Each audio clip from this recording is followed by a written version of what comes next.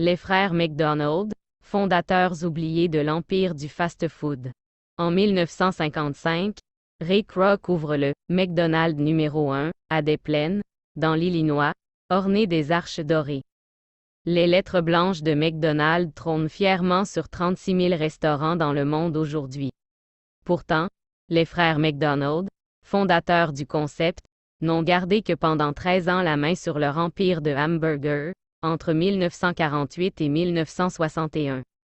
À l'origine, il y a Richard et Maurice McDonald. Ces deux frères originaires du New Hampshire ouvrent en 1937 l'Airdrome, un stand à hot dog sur Huntington Drive, entre Arcadia et Monrovia en Californie.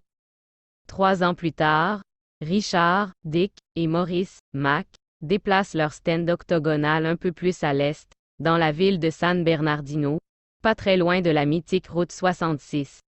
Le restaurant s'appelle alors le McDonald's Famous Barbecue et sert un menu à rallonge d'une 30aine de plats de viande grillée.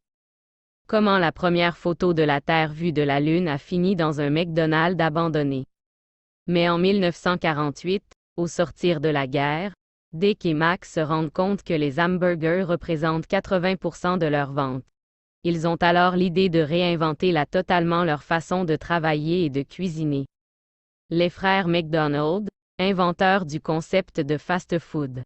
Pendant plusieurs mois, les frères McDonald dessinent une cuisine sur mesure et mettent au point une méthode de production à faire pâlir Henry Ford. Le Speedy Service System.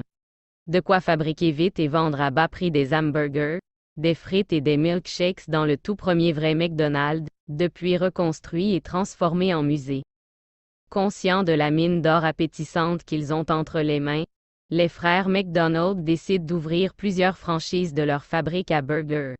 Mais jamais trop loin de la Californie pour pouvoir garder un œil sur tout le processus de fabrication et être sûr de servir des produits de qualité à leurs clients. Ray Kroc, un type prêt à tout pour arriver à ses fins au risque de causer de terribles dégâts humains. En 1954, Dick et Mac attirent l'attention de Ray Kroc, vendeur de mixés à milkshake, qui s'étonne de voir ce petit restaurant de San Bernardino lui commander autant de machines. Et lorsqu'il rend visite aux frères McDonald et visite leur cuisine, Kroc flaire immédiatement le bon filon. En quelques années à peine, il avale tout cru l'empire naissant. Ray Kroc est un type complexe, haut en couleur et clivant qui est prêt à tout pour arriver à ses fins, et qui a transformé le visage de l'Amérique et du monde, tout en causant de terribles dégâts humains, raconte Robert Siegel, scénariste du film, Le Fondateur, qui narre fidèlement ces années de la vie de Ray Kroc, interprété par Michael Keaton, au cinéma le 28 décembre 2016 en France. Le commercial, alors âgé de 52 ans, convainc Dick et Mac d'élargir leur réseau de franchisés. Ray Kroc emporte McDonald's de l'autre côté du pays, dans sa région natale de l'Illinois. Il ouvre le 15 avril 1955 ce qu'il appellera vite le McDonald's numéro 1 à Des Plaines. Grâce à un dessin de Dick, le créatif de la fratrie, accroché au mur d'un bureau, Ray Kroc flash sur les arches dorées et décide d'en équiper tous les McDonald's du pays. Histoire d'être identifiable et repérable de loin, de jour comme de nuit. En 1958, McDonald's vend déjà son millionième burger et l'année suivante, l'Empire ouvre son 100e restaurant à Fond-du-Lac, dans le Wisconsin. Mais à mesure que les McDonald's se dressent au bord des routes américaines, les désaccords entre les frères et Ray Kroc s'accumulent. Ray Kroc, roi de la jungle, les frères McDonald appartiennent à ce qu'on pourrait appeler un capitalisme durable.